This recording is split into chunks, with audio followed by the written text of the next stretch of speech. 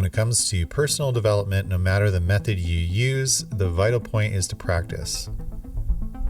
If you're ready to transform your life and live with clarity, purpose, and wholeness, then you're in the right place.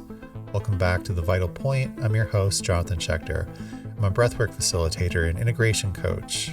The goal of this show is to inspire you to take action for yourself, whether you're taking the first step on your journey of healing and self-discovery, or you're already a seasoned traveler.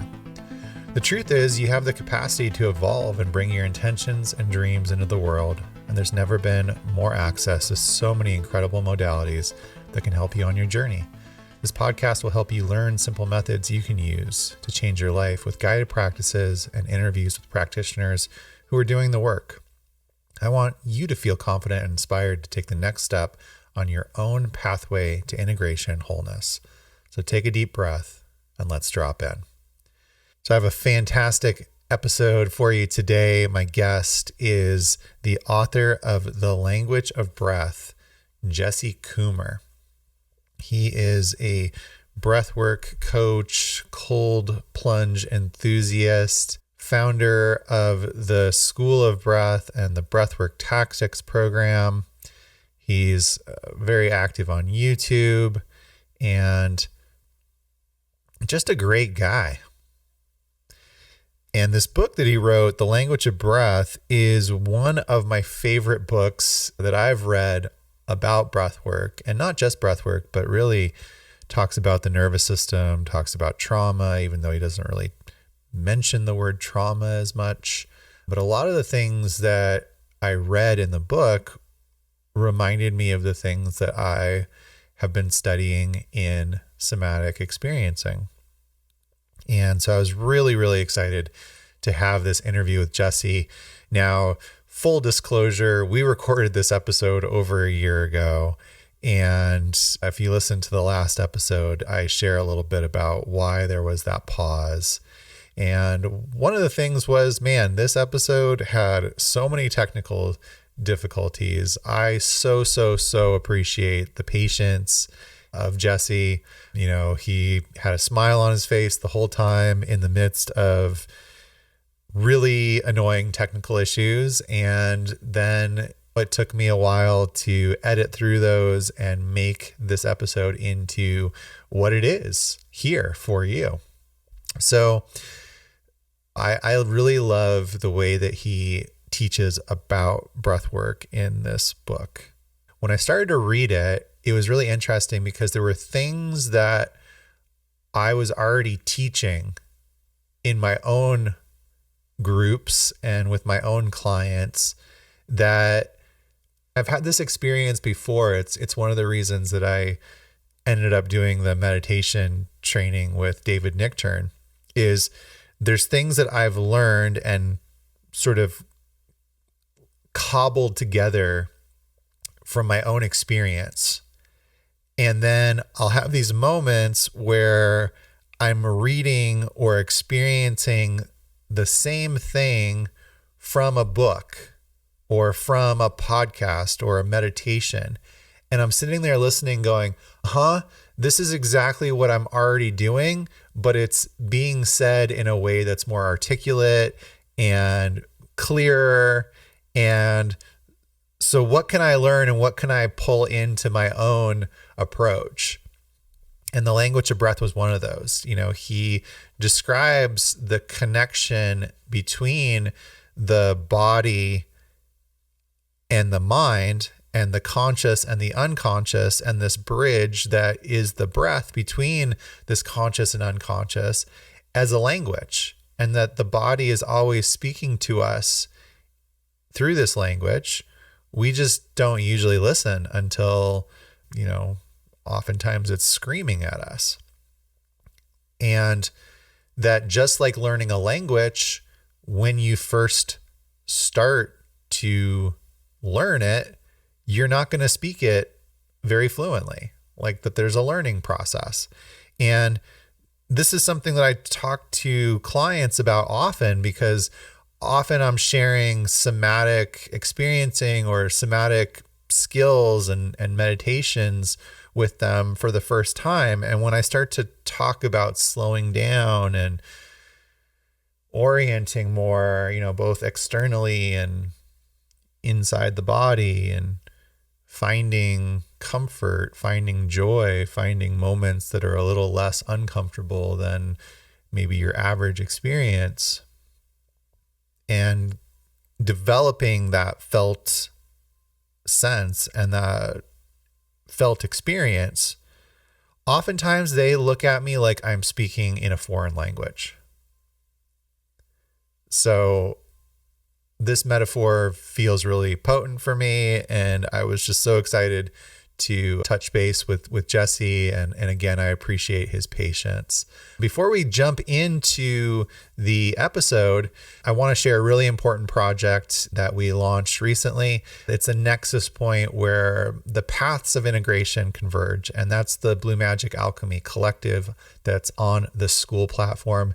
It's the hub of all my work. There's really all the things that you need for this integrative journey all in one place. There's a calendar to stay connected and sign up for live breathwork and other integrative workshops and events. There's a message board so that you can interact with other alchemists and practitioners and share your wins, feel supported. And there's a section, they call it the classroom because it's SKOOL, where I post guided meditations, breathwork, and other integrative practices. So it's really this place where I'm gathering all my recorded material and continuing to record new stuff. And there's a whole slew of things that I have planned. So the great news is that you can come and enjoy them live. And if you're listening to this at some point in the future and, some of the live events have already passed, come to the site anyway, because everything's getting recorded and posted up there eventually. So I want to mention, if you're listening to this during the first couple of weeks that it's out, there's a live open house event that we're doing with workshops and giveaways. There's a group meditation challenge that we're starting, and that's going to lead into a live meditation and microdosing course that's going to be available on the site.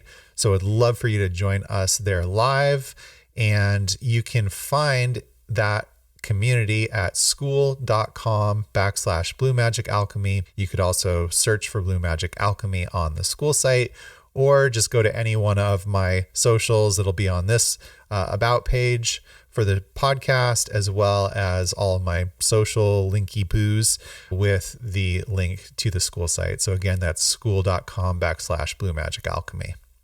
And you can join for free there. We'd love to see you. So now, without further ado, let's jump into this interview with Jesse Coomer, author of The Language of Breath. Okay, welcome back to the Vital Point podcast. My guest today is Jesse Coomer. He's the author of The Language of Breath, one of my favorite books from 2023, and I'm still really enjoying it. And Jesse, welcome to the show. Hey, thanks so much for having me. Yeah, really appreciate you being here.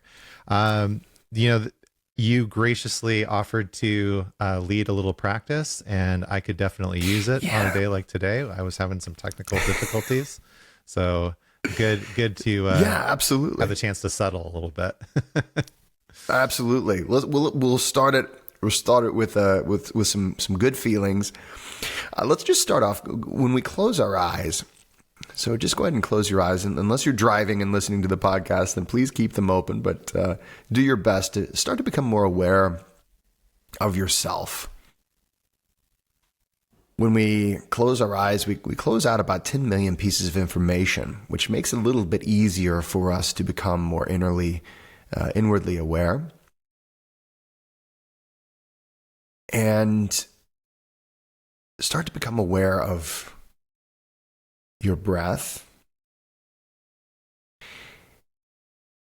tracing your inhale in through your nostrils, feeling the cooler air, almost as if you're inhaling maybe a molecule of awareness as it enters in through your sinuses, tracing it down your throat, down to your bronchi, your bronchioli, your alveoli, all the way down. And then just right back out again. And just become aware of how this process, when we put conscious awareness to it, how it affects us in subtle ways.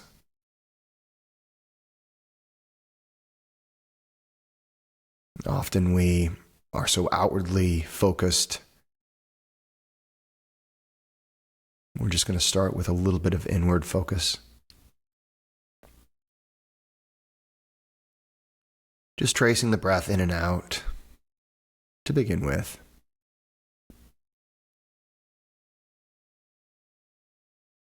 Just observing, not judging, not expecting anything, just breathing. And now what we're going to do is we're going to take a nice deep breath in, nice, slow, full deep breath in. But as you do, I want you to pull your awareness from your feet. So start with awareness in your feet. And as you inhale, pull your awareness from your feet all the way up to your head. Nice and slow.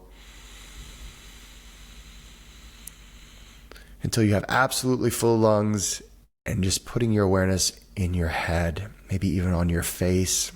And with full lungs, go ahead and smile and just observe the subtle changes that occur with that small action.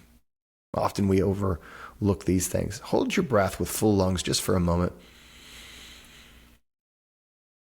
Smile and let it go with a nice sound like this. Allowing your awareness to come right back down to your feet as you empty your lungs. We're going to do this again. Taking a deep breath in, pulling your awareness from your feet all the way up to your head. And if you notice that it's difficult to focus in on a part of your body as you go up, that's okay. Just try to slow down in that area as you slow the breath, marrying your awareness to your breath until you fill your lungs with your full awareness up in your head, holding your breath. Smile and let it go with a sound, any sound you like. Letting that awareness come right back down to your feet. We're going to go a little bit faster. See how fast you can inhale while still being aware, pulling that awareness, not skipping any places. So some people will be fast, others slow. Pulling that awareness up to your head, holding your breath, smiling, and then letting it go with the sound and just lengthening that exhale as long as you can.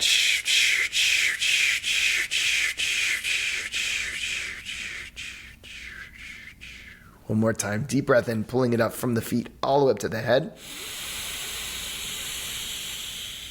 Hold with full lungs. Awareness in your head, full awareness there. Smile. And let it go with any sound you like.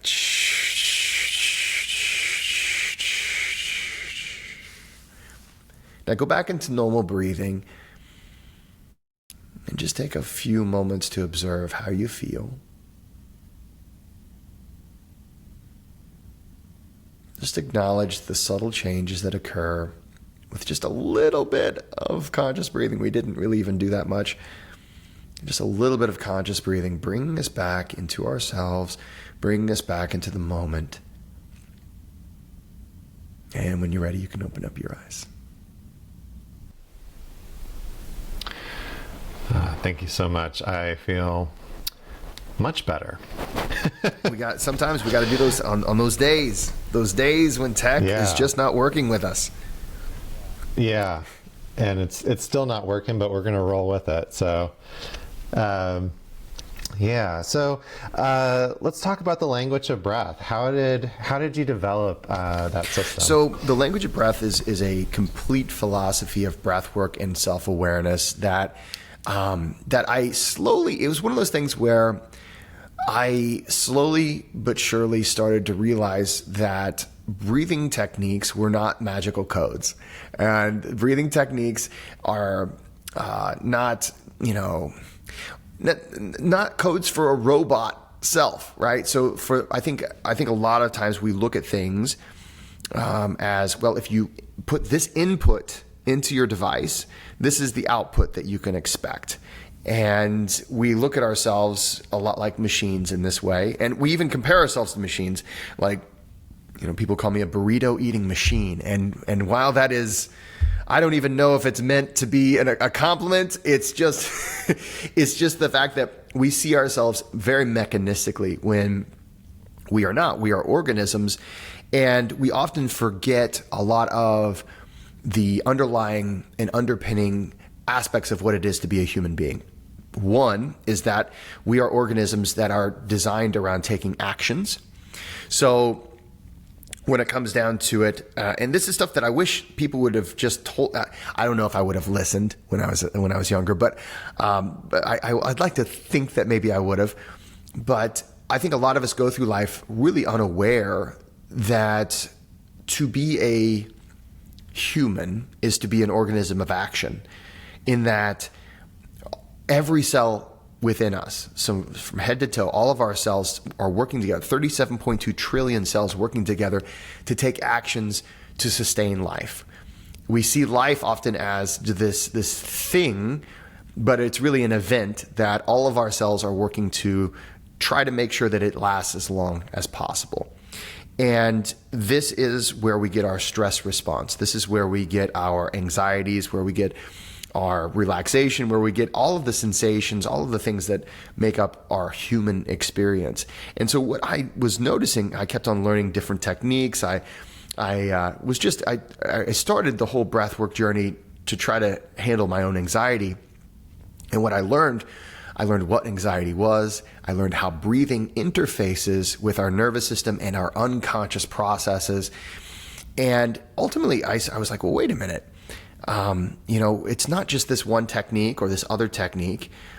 Ultimately, it's all of these techniques, all of these things that we see out there when it comes to breath work. And there's a lot of them that I studied under a lot of people, did a lot of certifications, did a lot of research and experimentation.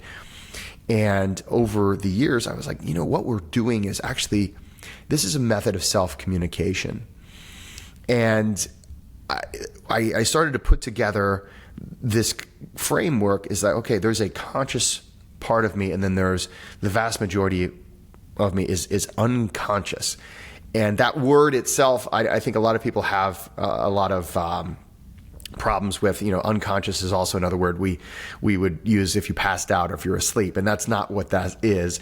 There are processes that occur within us that we have no conscious awareness of or no conscious control of. However, when that unconscious part of you wants you to be aware, and ultimately this comes down to helping you to take actions to survive or thrive, what happens is that it will make you aware of certain sensations. It's going to affect how you think. It's going to affect the decision-making process. It'll affect your physiology. It tries to put you into a situation where you're more likely to survive. And so I started just realizing, well, all of this is a language. This is a way of self-communication.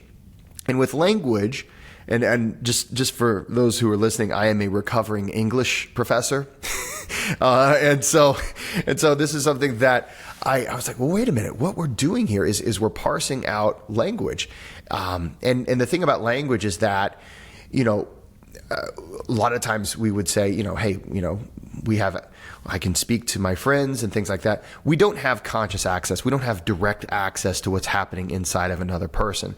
All we can do is basically we can try to decide what it is they're trying to say based off of their actions, their physical expressions, the words that they're giving us, and then try our best to do the same thing back. We don't have direct access. And in many ways, that's exactly how it is with our conscious and our unconscious. We don't have direct access to our unconscious. We can't just say, hey, we need to calm down, or hey, I'm safe.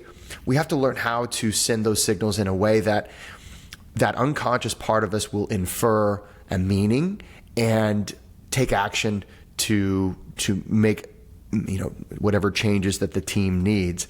And we also have to, and this is the thing that I think is the most important part,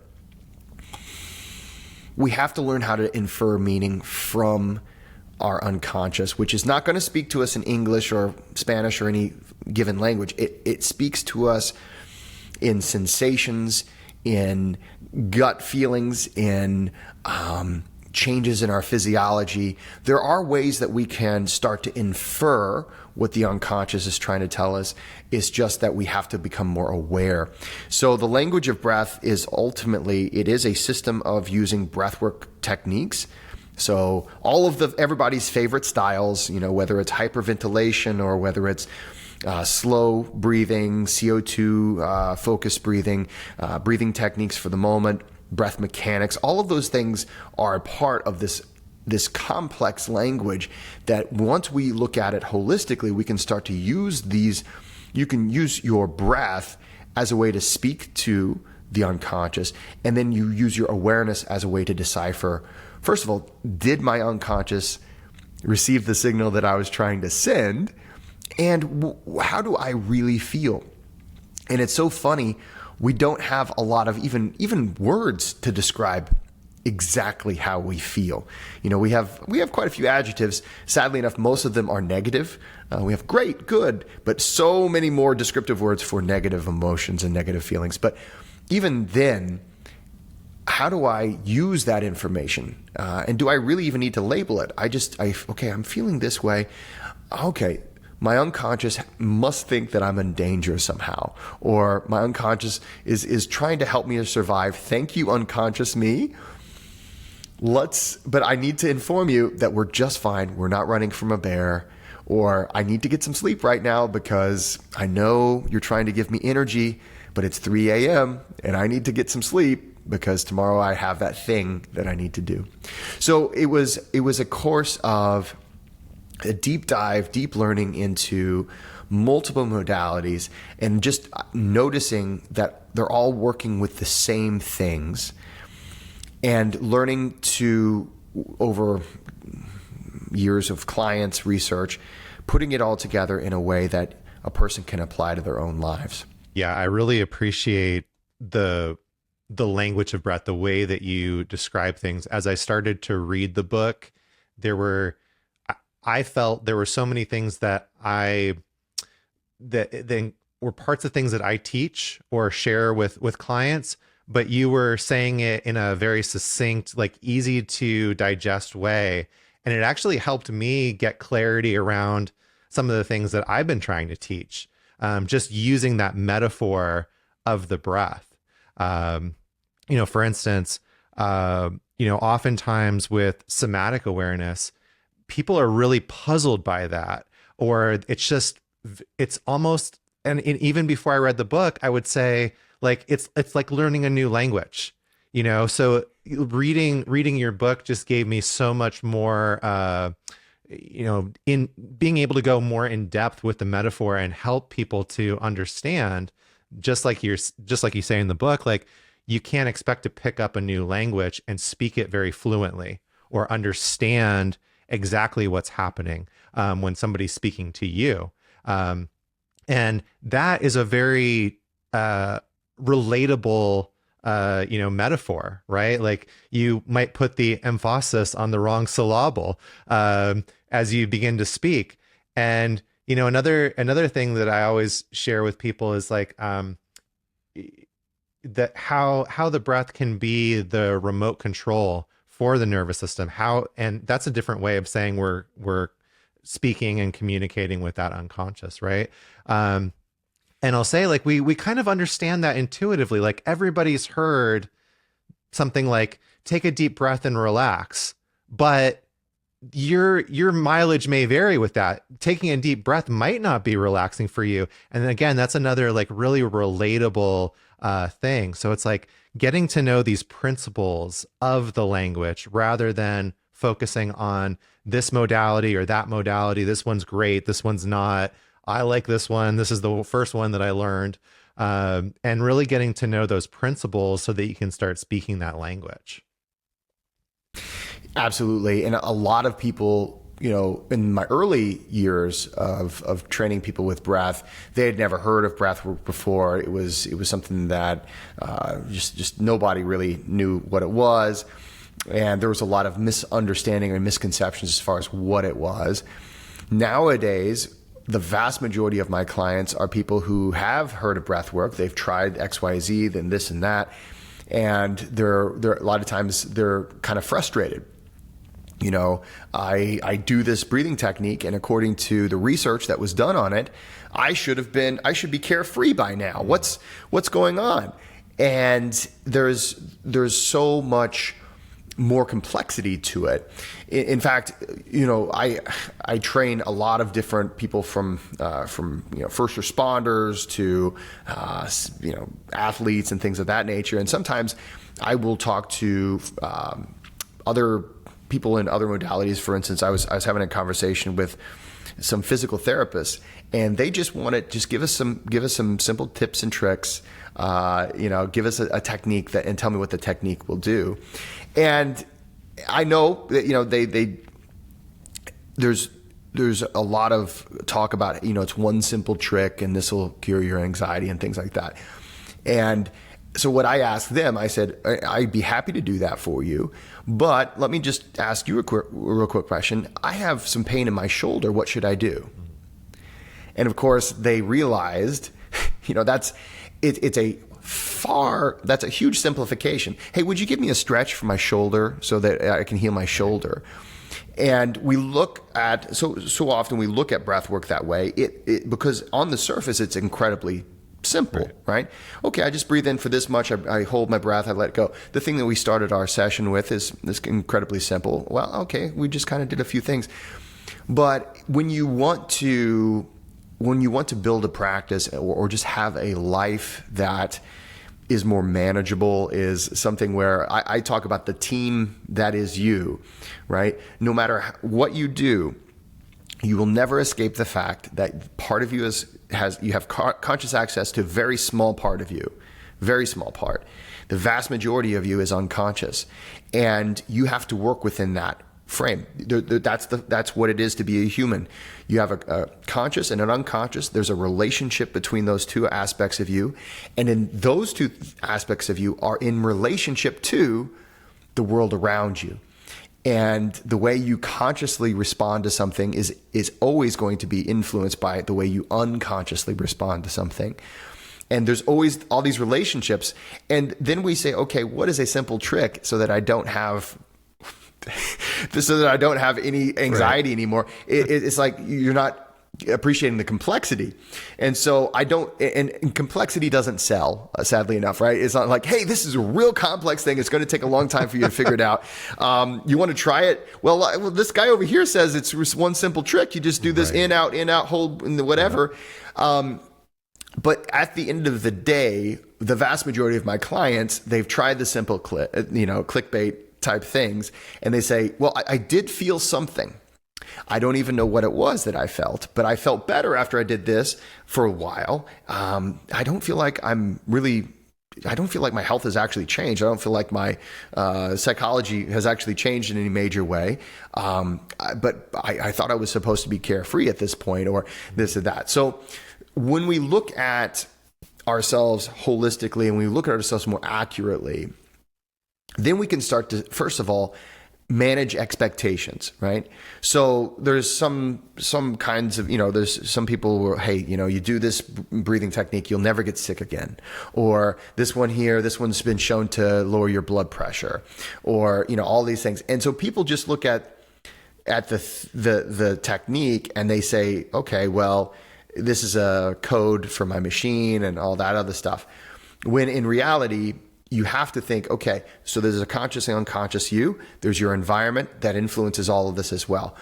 It's not like you can just say, like there's no pill in the world that does that. There's no, but somehow this breathing technique is going to do that. And it has,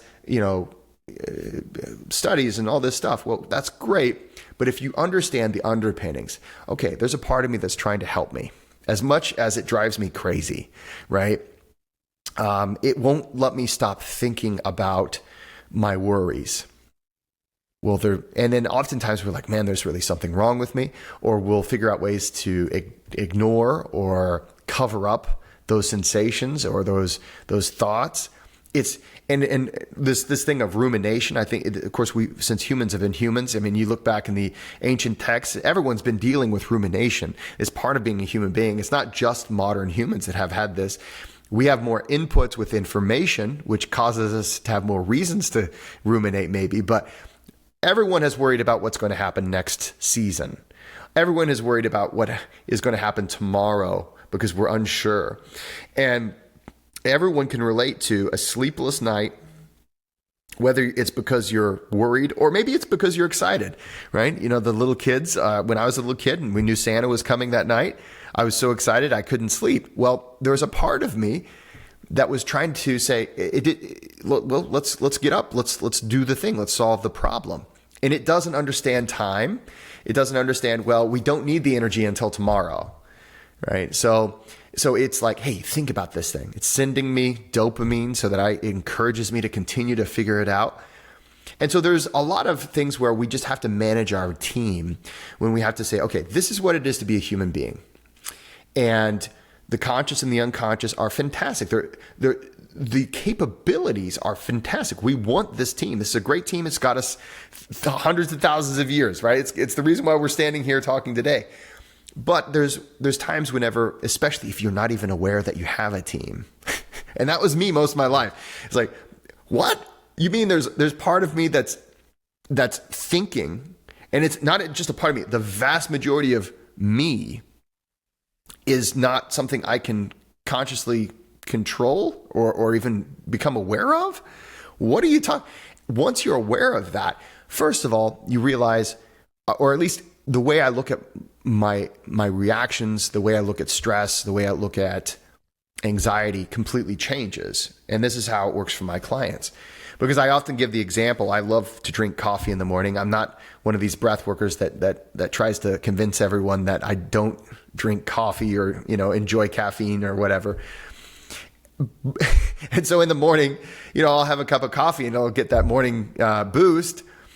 Can you imagine getting the caffeine, energy without drinking coffee? Like just some random part of the day, suddenly you feel all that energy, right? It would kind of freak people out, right? If I don't know where it's coming from. And that's the experience that most people have with their unconscious. The unconscious says we need to energize because our species solves all of its problems through taking action.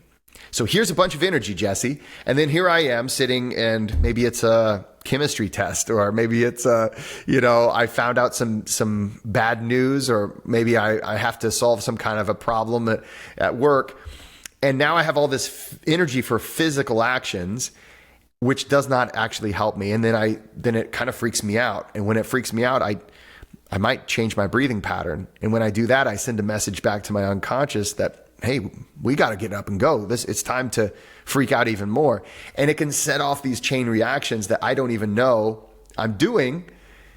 And so what I try to do in the book, and what I do with my online course, what my breath workers do who train with me and certify with me, we spend a lot of time explaining to humans what a human is. And then once we get a certain framework, okay, you are an unconscious and a conscious being within a relationship with each other, and that is with relationship to everything else that is around you. Once we have a basic framework, then we can start saying, okay, now let's check out your breathing. Let's see what messages you're sending. Let's see what tone and inflection. The emphasis on the wrong syllable is exactly right. How you breathe a breathing technique affects how the breathing technique will work. Just like how you emphasize or how you use tone and inflection in your voice, like the music of our voice, those affect the meaning of what we have to say as well. And so in the book, I give the example of, the classic phrase, I love you, right?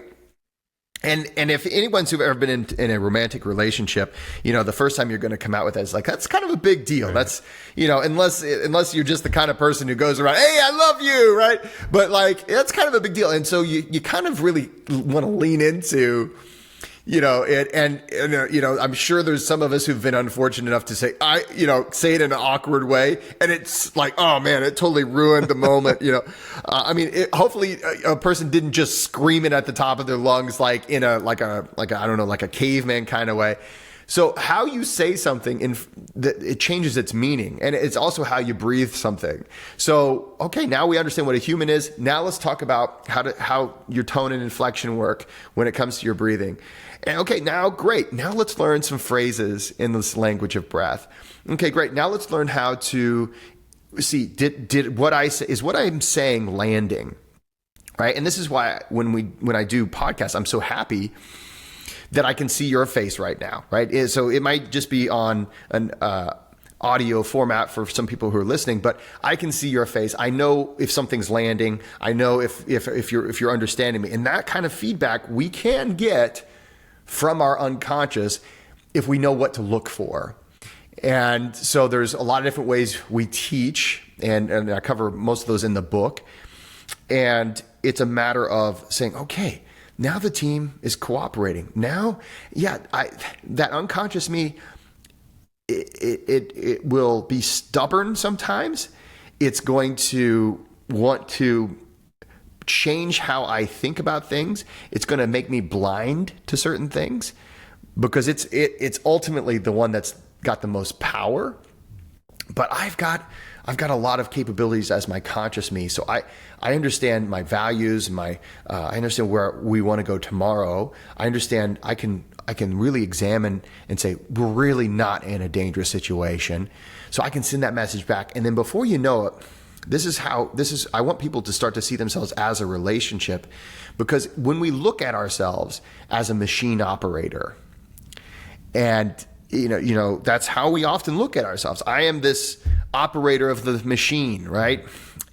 Well, when you look at yourself like that, you're all by yourself, and man, you better have absolute control, and you better never go to sleep, and you better never take your focus away from controlling every little bit of yourself.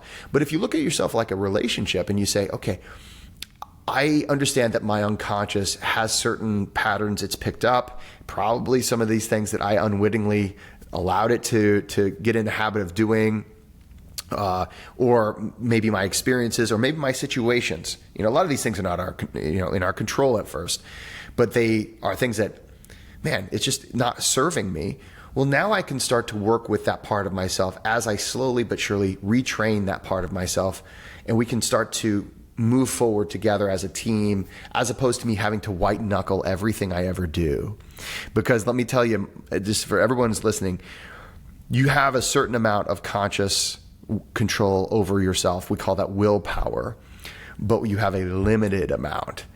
And when you're trying to live a happier, healthier life, I think we all know that you have to convince the unconscious part of you to come along, because you can only white knuckle things for so long.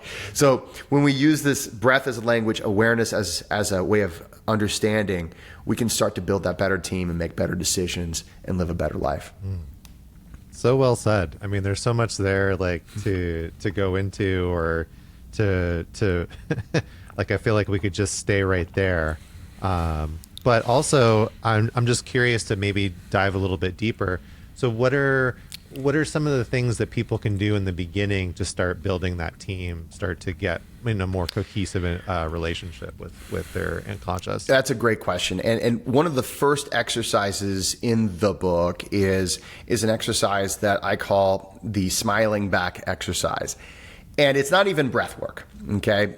Because what I believe in, and my clients here, my students at the Breathworker School here all the time, and we even have like tenets, because I'm like, okay, and as funny as that might sound, or as funny as it was whenever I was like, here are the tenets of the language of breath, but it's important to sometimes have guidelines, so that we just have some things to fall back on to remind us. So the very first rule is that awareness is the foundation of all positive change. And so when we can become aware of that team, we can start forgiving ourselves for reacting in certain ways. We can say, because so often we just feel like, man, I'm there's something wrong with me, right? And I know that's how it was for me. I had incredible anxiety in social situations, but at the same time, I felt like I was being left out, and I needed to be in social situations too. I was a very social person, and I still am. And so it was this thing that had me in a lurch, and it caused me to go down all kinds of bad paths, trying to make that part of me that was that anxiety part of me, trying to make it shut up. So just what I like to do, and we'll just do a quick version of that exercise. So for those of you who are listening, if you're driving, keep your eyes open, but otherwise just close your eyes and just envision your own smiling face, smiling right back at you. I'd like to introduce you to the unconscious you. And that unconscious you is saying, hello, conscious me. I appreciate the fact that you can do critical thinking. You can think of the future. You can think about the past. You're very capable of rational thought. I'm on your team. You have the front of the store. I've got the back of the store. I'm always going to be watching. Even whenever you're asleep, I'm going to be watching. I'll be listening. I'm going to be observing the whole world that we're in. I'll be looking for points of danger and opportunity. And just see yourself smiling back, saying that to you. There is this other part of you that we have to meet. Thank you, unconscious me. Thank you for always trying to help me to survive and thrive. Thank you for pumping my heart and changing my hormones, doing all the things to maintain this life that we have. And then just understand that other part of you, that is you. That's just as much, if not more, you than the conscious you that's deciding either to do this exercise or not. And then you can open up your eyes. But basically, it's important to visualize, I think. It really to recognize this change. And in the book, being that I come from a language background, I even invented a new word to try to describe this team. Instead of the mind and the body we really have worked really hard to try to combine these things.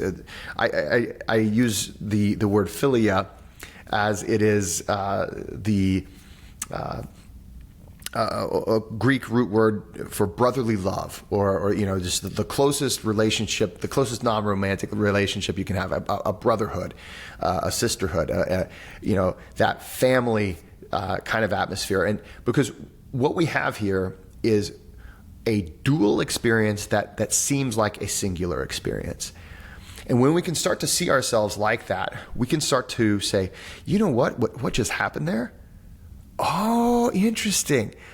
I'm starting to pick up on that was my unconscious trying to protect me there. Like, for instance, here's one we can all relate to. So the unconscious you is very concerned with territory. We're territorial creatures. And so the unconscious you is going to, for instance, this is what normally happens in relationships, but also other times, whenever you think someone's kind of slighted you, they didn't give you full credit, it will do everything it can to try to make you take actions to preserve your territory. And this is very typical in like relationships where it's like, well, I've been doing the dishes more than you, and da-da-da-da-da, right? And in reality, the hope is that you have a good relationship with your partner. But and when you later on, when you look, why did I go off on that little stupid little thing? Well, that was not a rational choice, right? The conscious thinking part of you that you have access to, that's where you keep rational thinking. That's generally where that's where that happens. The rest of you, so about 95% of you, okay, that's how much unconscious you are, is saying someone's coming in on my turf and I need to protect myself, and I'm going to change my physiology. I'm going to change my all these. We're going to make changes in our physical and psychological expressions to put me on the defensive and to make me feel a certain way. And it's so sad. But when you start to recognize, oh, that's what that is, and you start to say, okay, while emotions are much faster than critical thinking, while the unconscious you is instant, like it can process millions of pieces of information like pretty much instantly. This is the part of you, whenever people compare your brain to a supercomputer, that's the part of you that it is doing. So you take in about 11 million pieces of information every second of every day. You can only consciously process about 40. Right. The rest of you is unconscious, and it's like, boom, it's real fast. It's much faster. So that it's processing that, 10 million odd pieces of information almost instantaneously. Whereas for that 40 to 50, maybe 50 pieces of information that you can do consciously, like we all know how slow that is, right? We all know how it's, okay, so let's see. Well, next Tuesday is 1, 2, 3, 4, 5 days away. And I need to do, right? We all understand that's critical thinking, and critical thinking is something we can do consciously. Unconscious you is capable of putting millions of pieces from all parts of your life all together in one quick reaction. And so it's faster than the conscious part of you. So we have to say, okay, the way I feel, the way I'm reacting, it's something that I need to be aware of. And maybe I need to cool off a little bit. Maybe the fact that I feel like I've done the dishes more times than my partner's done the dishes, maybe that's not the be all end all of my life. And I need to think more about, but how much of our lives do we ruminate later on in the day? So you did mine, did tell me about it. Like we ruin so much of our life on that. And that's natural. We've been doing it since humans have been humans. But maybe we can start to say, okay, I need to do something to interrupt that process. To say, hey, listen, we're safe. Our territory is not being infringed on. Our territory is safe. I don't need to be ruminating about this all day because it's going to ruin my day, ruin my relationship with my partner, and it's probably going to ruin whatever project I'm trying to work on because I'm going to be distracted. So we can start to breathe back information and relax or interrupt these processes. And so it's a matter of learning to respond and become aware of those processes. And this is part of the language of breath practice. There's a lot of it that's breathing, but just as much, if not more of it, is learning that internal awareness and becoming more in touch with the feelings, the sensations, the physiological changes that come along with the unconscious saying, hey, we need to take action. And so when you learn these two things, you can start to interface with yourself and you can start to be a whole person. And instead of constantly having to white knuckle it and say, hey, unconscious me, we're going this way no matter what I want, because it is you, then you can start to actually make major changes and over time retrain yourself and live more in alignment with your values. Yeah, and without those sort of understanding that connection between the conscious and unconscious, without that language, whatever things that are happening, you're sort of guessing, was that the thing that did it for me? Was it what I ate? Was it what talking to that person? I mean, I had that yesterday. It was funny. Like I wear, a Whoop strap. And I've been exercising more and I've been noticing my heart rate variability going up and my sleep getting better. And then last night, I thought I didn't really feel like I slept any different, like a sort of par. But when I got up this morning and I looked at the data, I'm like, oh, wait, scores are a little lower. Well, what is that? Was it because I didn't go to the gym yesterday? I ate some sugar that I've been kind of staying away from. I was dealing with some different people, some different activities, and I'm starting to look for that pattern or that root cause of what created that, right? So I think that's one way that being able to speak that language and have that interface, a better connection with my unconscious, helps me. Is like I start to be able to decipher and understand those signals and the things that are happening inside of me a little bit better, rather than just trying to guess, oh, what made me less anxious in this scenario, or more anxious too, right? Yeah, and even then, a lot of times we just chalk it up to, well, there's something wrong with me, or whenever in reality life is a really complex thing. There's Sure. so many things that interface with and we're constantly in relationship to. So it's one of those things where just becoming more aware is so foundational, and sometimes it's a matter of. Sometimes it's a matter of it matters why, and then other times it's just a matter of it doesn't even matter why, right? Yeah. And so so much of our lives, we could, and actually, that's an interesting thing. Our unconscious. So this is one of the things the unconscious naturally makes us want to do is solve that riddle of why did it happen. Mm-hmm. And so that's what one of the sometimes it's just feel it, just be with it. Right.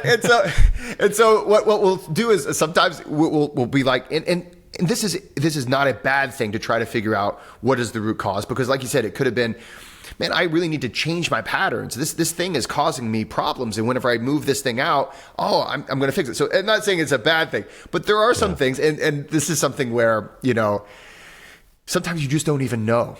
And so I had a client who actually right at the year, it was 2021. And I had like a whole slew of clients, and they all happened to be women who were afraid of driving on the highway suddenly. And it was just out of nowhere. Women who were afraid of driving on the highway. And I had a couple of clients who were suddenly afraid of flying on planes. And they were like, I just don't even know why. I have no idea why. And the thing is, at the end of the day, it didn't matter why. It just mattered that they needed to be able to drive on the highway. And so what we did was we worked with them, or I worked with them. And what we did is we said, okay, so what we're going to have to do is there's a part of you that's trying to protect you right now. And so we can speak to the conscious part of you that's like, well, the vast majority of people do not die on the highways. There is a rational fear there. The statistics of dying while driving, there is a rational fear there. People do die while driving. Let's think about that. Okay, we'll rationally think about it. Doesn't matter though, right? It didn't matter to these people because they knew there was no rational fear that okay, I'm just driving 60 down the highway. I want to be able to take my grandson to the zoo, and that was one of my clients' only, that was her biggest thing. I want to take my grandson to the zoo, but it's an hour drive on the highway. And so we said, okay, we're going to have to retrain that part of you. We have to teach that part of you that's for some reason is the alarm bells are going off. I need to save us. And so we have to learn to say, hey, we're okay. We're safe. Relax. Okay. It's all right. And even though there might have been something that caused those things to come up, what we were able to do is work on a feeling level, right? And say, all right, what we need to do is understand, first of all, even though it's uncomfortable, that's a part of you that loves you and is trying to help you. So that in itself makes it a little bit less scary. Now, in the moment, it doesn't help a whole lot, but the drive to the on-ramp, is not quite as scary when that's a part of you that's just trying to help you. And all we're going to do is we're going to get that part of you more comfortable. And we're going to speak to that part of you with some breathing techniques, and we're going to just slowly but surely retrain that part of you. And so over time, and it took some time, but she was able to take her grandson to the zoo, and a lot of these clients, all of the clients actually, were able to drive on the highways again. And it's one of those things where just because we've experienced a trauma, even though we may not be completely aware of what's causing these issues. And that's the thing. Most of the time when we have these gut reactions, when we have these visceral reactions, you can, and there's nothing wrong with figuring it out, but at the end of the day, the thing that matters is that you can live your life and go forward and enjoy your life. And so that's when we start to work with that unconscious me. It's not as simple as, up, down, left, right, A, B start or whatever the code was. But it's basically saying, hey, it's all right. It's all right. Just like having a coach with you. Hey, you're okay. Right. You're okay. And you might still be like, I don't know. It's all right. And then you just kind of prove to yourself, maybe I am a person who can go on the highway with those semis and the other cars. And then the team is working together again. Yeah. I mean, what you're speaking to, what I hear, and I'm relating it to my own experience, working with clients, is that regardless of how severe, extreme, disorienting the signals and messages that you're getting, those things make sense. And when we explain that to people and we get them to understand that those signals make sense, that there's nothing wrong with them, that takes away so much shame and guilt and, this cycle that might be happening with addiction because there's this shame and guilt because I don't feel right. And then I'm looking for some way to quiet that down. Yep. And then that's creating this feedback loop. But when I explain the nervous system to people and you make sense. And like you said earlier, in the show, your system and your unconscious self has worked so well for forever. Like it's gotten us exactly to this point.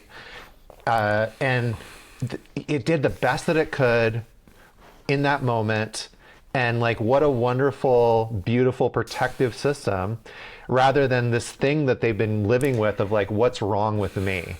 And that starts to really shift. I see it in people. I see the light go on and the dots start to connect.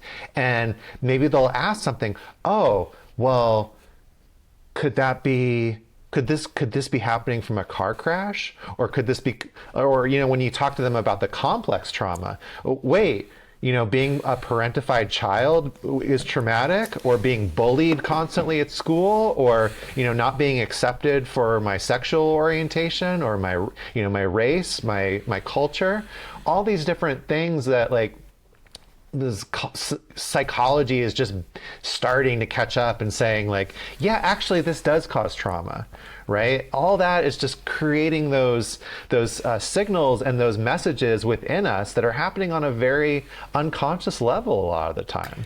Exactly. And we all know, the person who always goes after the abusive boyfriend or whatever, or the person who deep down is a really, really good person but can't stay out of jail for drunk driving. And it's so easy to look at, and just say, well, there's you have a terrible character, and there's something, a flaw, and it's all on you. And in reality, our behaviors are informed by the unconscious that's trying to help us and is doing its best. It's not always right. That's the thing. Right. So often in the self-help and the wellness world, we talk about listening to your heart, listening to your gut, and that's only actually something we should do if you have experience in that area. There's a story about if you remember the Segway. Those like two wheels and it has a handle. Well, I remember when it was about to come out, all the news agencies, they were like, this is going to be the greatest invention of all time. Everyone will want two of them. It's going to change the world.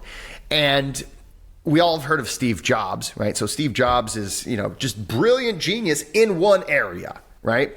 And Steve Jobs was shown the Segway, and he says this is actually one of the reasons why everybody knew just deep down, oh, this is going to be a great success, is because Steve Jobs offered to buy it. He's like, I want to buy this. I want to be a part of this. I want to own this. This is going to be the greatest invention of all time.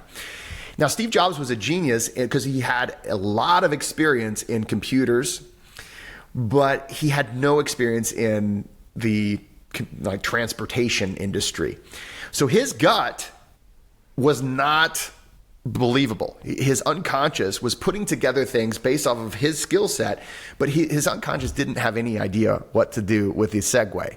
But even after he couldn't buy it, he's like, well, I want to be on your board. I want to be part of this. And of course, we all know, I mean, the only place you'll see a Segway is like, I don't know, like the zoo, whenever you can rent one, or occasionally they have police officers that, and it's like, well, they have someone made a good sale, you know. But what we have, these gut reactions, sometimes we listen to our heart, and it's telling us the absolute wrong thing to do in that moment. It's your gut is what tells you to punch the person in the face when you shouldn't, probably. Or sometimes it's your heart that wants you to cheat on your spouse or whatever. And it's like, these things are, yes, there's a part of you that saw that as an opportunity to improve your situation in life, or it's something that you really wanted. But but that's why we have this team, and that's why it's important to make it a team. It's not just one or the other. Rational thinking is fantastic, but you do need to understand what your unconscious has picked up in your life in order to be comfortable. That unconscious has made a pretty good judgment, depending on your experiences, on how the world works. And you'll have some intuitions as far as, okay, this is pretty much how people react. This is how, but if you've been around a lot of liars, you're going to see everybody is, probably going to lie to me. So it's always, this is why it's important to have a good communication with these two parts of yourself, so that you can start to negotiate a better way of looking at the world, understanding that a part of you is it's very fast, it's in control of most of you. And it's going to be very visceral. It's going to punch you in the face and say, cross the street when these people are coming towards you, and you're going to be in danger. So you have to say, okay, this is just a part of me that loves me very much, is trying to help me. And I'm not stuck that way. It's not stuck. I'm not like forever like this. It's just that based off of all my experiences, based off of, this beautiful, wonderful thing that I am, these are the impulses that I'm getting. So once we become more aware of those things, we can start to negotiate. We can start to go into those uncomfortable places, or we can start to say, okay, I'm really uncomfortable being alone. Right? It's not that I want to be with abusers. I have these other things that I should work on, and it's going to be uncomfortable for a while. And part of me thinks that I'm probably putting myself in danger, but I need to be comfortable going this new road rather than the old road now. And then over time, that's the beautiful thing. Over time, it does take time, but much of this relationship we can say, okay, you know what? I'm more comfortable now than doing it, and then eventually, you would never even think of doing that other activity. One of the things I didn't discuss it much in Language of Breath, and I don't discuss it much, but I was an opioid addict for 10 years. And so, you get in that long, you just assume you're never going to get out of it. Now, though, and that's been like 13 years ago, it doesn't, that kind of lifestyle, those decisions, they don't even make sense. It's like, there's never a thought, well, maybe I should go back to that. It's not even a thought. And so whenever I do a lot of talks in drug rehab clinics, and I tell them this because so often it's hard to believe that, because it feels like so hard deep down, right? And that's that unconscious. It's seeking safety. Oh, I know I can feel safe. Sadly enough, this is what puts me in that safe place. And I don't know any other way of being safe. This is the way that I found. And and so when we know that, hey, listen, you're not stuck, and you've come to some conclusions that have led you to an outcome that is not great for you. I'm going to speak to your conscious reasoning self. Please believe me in your unconscious self, and we're going to take the steps, and before long, you won't even miss it. And I tell people that all the time. They're like, really? And I say, I remember what it was like. I didn't even think I could be the same person, right? I wondered if I would ever, was my sense of humor because I was always high, or was my personality in the drugs? And the reality is that the beauty is that this team, when you work with it in an effective way, you can go and you can do just about anything. It's just, it takes time, and it's going to not always be comfortable. There's going to be a little infighting, but you can do it. Yeah. Thank you for sharing that. And, to me, it put a couple of pieces together because one of the things that I was really struck by as I began the book was, as a somatic experiencing practitioner, I'm reading and I'm like, I feel like he's talking about the same stuff that they talk about in somatic experiencing, but he's not using the words trauma. It's not in like looking from this frame necessarily of like trauma, but he's really talking about the same things. And that to me was so refreshing, and also like I was saying in the beginning, like kind of helped me to integrate some of the ideas, or gave me, inspiration for, oh, okay, yeah, that's a good way to explain that. That's a good way to talk about this. Because let's face it, like most people are coming to somatic experiencing because of trauma, because of the things that, they're at the end of their rope, right? Yep. But at the same time, somatic experiencing is also a way to like experience the world in a more like aligned, holistic, just embodied way, right? It's not just the trauma, it's being able to appreciate the good things. Oh, wow, I'm feeling, what happens when somebody gives me a compliment, or I'm tasting a food that I really like, or I see a hummingbird, or an animal, or a beautiful sunset.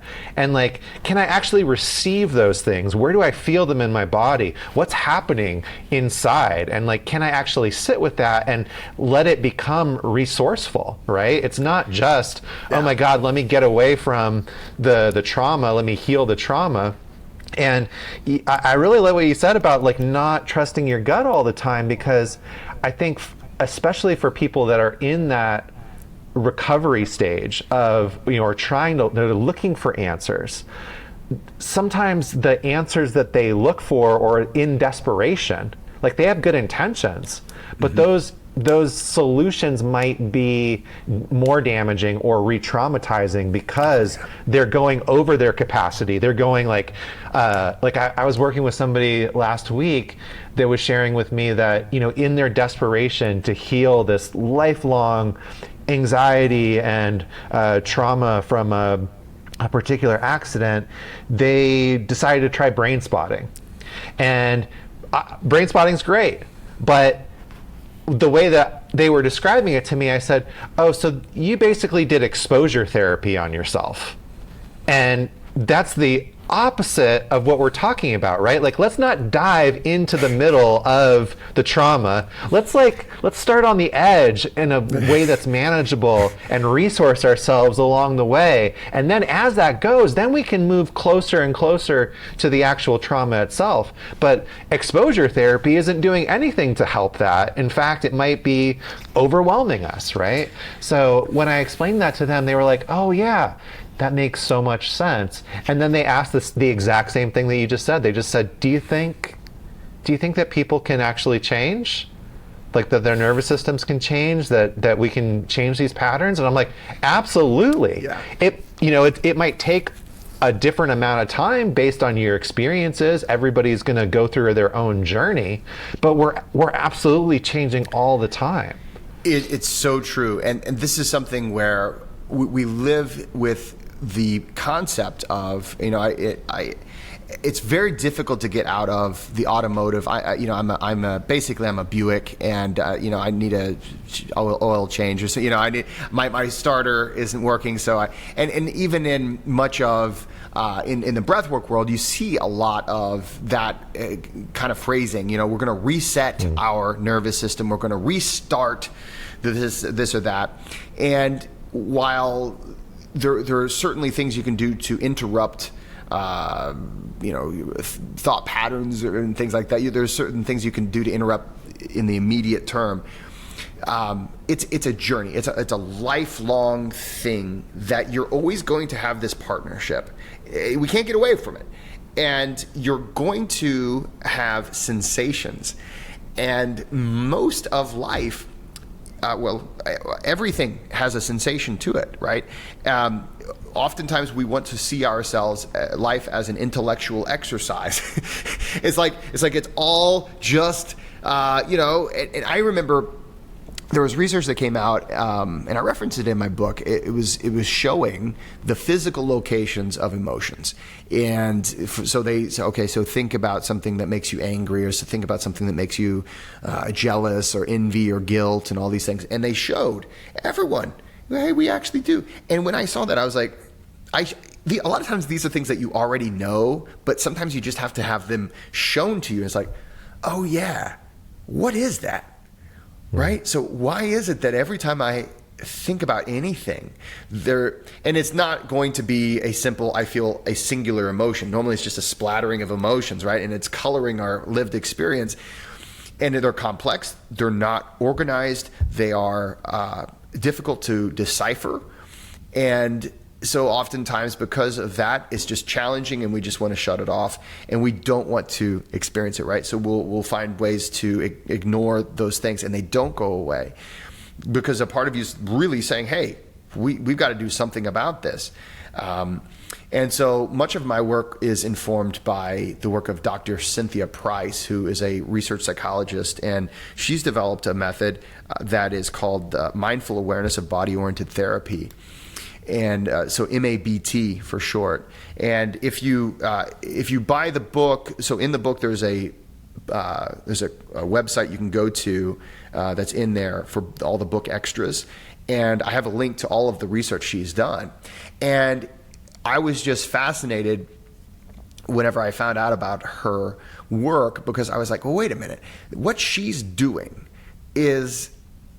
So in breath work, a lot of times we'll say we're going to start with an intention. So you bring something up, you have an emotional attachment to it, you start to feel something, and then you do breath work, right? And so unknowingly, a lot of us are bringing up some kind of a physiological sensation that corresponds to an emotional response which we have about something we would like to change about our life, right? And that breath work helps us to feel more safe to feel that. Well, her form of therapy is just sustained interoceptive awareness in a place, and it's incredibly profound. And I've practiced it. I train with her, and it's just really profound. What's already there, and we're at this cusp. When you say embodiment, it's so important that we remember that you don't stop at your neck, right? Every part of us there's 37.2 trillion cells, and they're all working together.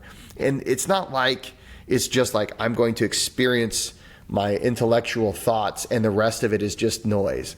It's all there for a reason, and it's something that we ignore to our detriment, And so with breath work, one of the ways breath work can help us to become more observant of our sensations is in some sessions. So later on in the book, you'll read about the awareness exercise. Some sessions just are there to take some of the scariness out of sustaining that interoceptive awareness, to say, I'm going to feel for a while and I'm going to sit with this. And in some ways, the breath is there to help me feel a little bit safer, and so that I can focus in on that feeling for half hour, 45 minutes to an hour sometimes, and just really be with it because it's there for a reason. And oftentimes it's not as scary as we have made it out to be. Yeah, absolutely. I love the part in the book where you talked about like specifically and intentionally sort of activating yourself, like pretending as if a bear was chasing you and then observing what was happening, because we do make meaning. Like that's part of being a human being, right? Is we make meaning out of sensations, out of memories, out of everything, and then those meanings get kind of static if we're not aware of them. So, this is what happens when I'm activated, when my nervous system is coming online to protect me. It's not wrong, it's not dangerous in most cases, right? But this is what, it reminded me of, with psychedelic work sometimes, like sort of one of the ways that you can resource yourself if things are getting overwhelming is reminding yourself and maybe saying over and over and over, I took a medicine and the medicine is working. Yeah. right? So in the same way, it's like I had somebody the other day, for instance, like I was doing some oxygen advantage type work with them, and getting them used to the air hunger, and I could see that they were like starting to panic a little bit as they were feeling this air hunger. And I said, look, you can just tell yourself, I'm breathing in a particular way. This is the effect of that breath, and just watch it, right? We don't have to be afraid of the sensations that we're feeling. We're especially when we're doing something intentional, right? Absolutely. This is what I'm doing, and this is this is the phrase that I spoke, and this is the way it's being received. You got it. Exactly right. I sometimes call CO2 tolerance training, which is for those who are listening, if you're not aware of the oxygen advantage. So you're breathing slow enough, so CO2 starts to rise. Your the brainstem starts to picks up some of those things, and then some of the alarms go off. Right. Even though you have all the oxygen in your blood that you need. And so I often will call that kind of training couples training, right? Couples therapy for the conscious and the unconscious, because you're just saying, hey, we can tolerate a little bit more of this. And there's emotional resilience that comes from training that way for long periods of time, for regular periods of time. And so it's like, hey, listen, look, see, we're okay. And you start to trust yourself a little bit more even. So 100%. Absolutely. Yeah. So the name of the show is The Vital Point, and I usually say that my vital point is that we talk about so many different methods and modalities and different ways to transform your life, but that it's not sufficient just to listen to the podcast or read a book. You actually have to apply whatever it is that you're learning, and that's my vital point. Is there something in your work or something maybe that's just alive to you today that you could share as a vital point? Yeah, I'm a big fan of saying, I'm a work in progress, and sometimes I think we mean well. And I don't want to take anything away from whenever we say, hey, you're perfect the way you are, right? So we mean very well. But I would say that you're worth working on is maybe a better way of, it says, I'm worth working on. I wake up, there's things left to do. There's a purpose to getting up, and I'm never going to stop developing myself. So I would say that is the biggest takeaway that I like to share, is that you're very worth whatever effort you're willing to put in, and probably even more, right? So put in that effort, because you're very much worth it. I love that. Thank you, Jesse. So in addition to The Language of Breath, which you can buy wherever you find your books, I know you got some other things happening. Could you share how people can connect with you? So I also offer, if you would like to really do a real deep dive and get real-time training, I offer an online course. Now I have it's an on-demand online course at languageofbreathcollective.com. And we do week by week. We learn all the techniques. There's guided sessions. It's a really, really big deep dive into the language of breath, and learning all the different ways you can use breathing and all the different ways you can use your self-awareness together. In addition to that, I also do have the Language of Breath breathwork school. So we offer a certification, and that is a deep dive in how to do what I do. So not just how to train people well and how to confidently go out there and help people through breath, but also, hey, how to have a business doing that. There's some best practices, ethical practices, and sometimes just the simple things like how do I do intake? How do I help a person with staying consistent, and all those things. So those are things that I do. You can go to languageofbreathcollective.com and find out more there. In addition to that, you can find me on YouTube at Jesse Coomer, or it's a YouTube channel, and you can also find me on Instagram at Jesse Coomer Breath.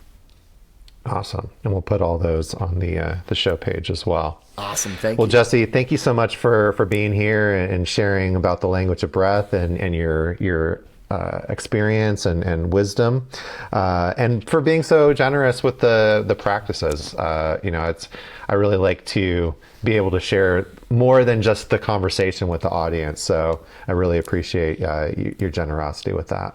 It's been my pleasure. Thanks so much to Jesse Coomer for being on the podcast. You can find his book, The Language of Breath, wherever you buy books. You can find him on Instagram at Jesse Coomer Breath, or you could go to jessecoomer.com for all of his links, books, courses, certification, events, all the fun stuff. So thanks again to Jesse for such an amazing podcast. And thank you in the audience for waiting for it. I know I've been sort of teasing this one for a while. Some of it was just getting the editing done so that it wasn't a hot pile of technical mess, which it sort of was when we recorded it. And you're probably listening thinking, man, it sounded great. So yes, I did do a lot of work to get it to that point. If you're enjoying the show, please leave us a review, follow on whatever platform you're consuming the podcast on. Hey, share it with a friend. That's a great way to grow our community of alchemists and practitioners. And if you're ready to dive deeper into integration, breathwork, meditation, come find us on the school site, school.com/Blue Magic Alchemy, or reach out to me directly, Blue Magic Alchemy, wherever you find it on the web. And I'm here to support you. So remember, it's not about the method you choose or the pace at which you travel. The vital point is to consistently show up for yourself and practice. As the saying goes, it's not the destination, but the journey that truly matters. And I'm here to support you on your pathway to integration and wholeness. Please don't hesitate to reach out, to connect, share your journey. What you thought of this episode? I'm here. I'm just an email, DM, or review away. Let's journey, grow, and transform together. Thanks again for tuning in. Until the next episode, keep exploring, keep growing, and above all, keep practicing, because that's the vital point.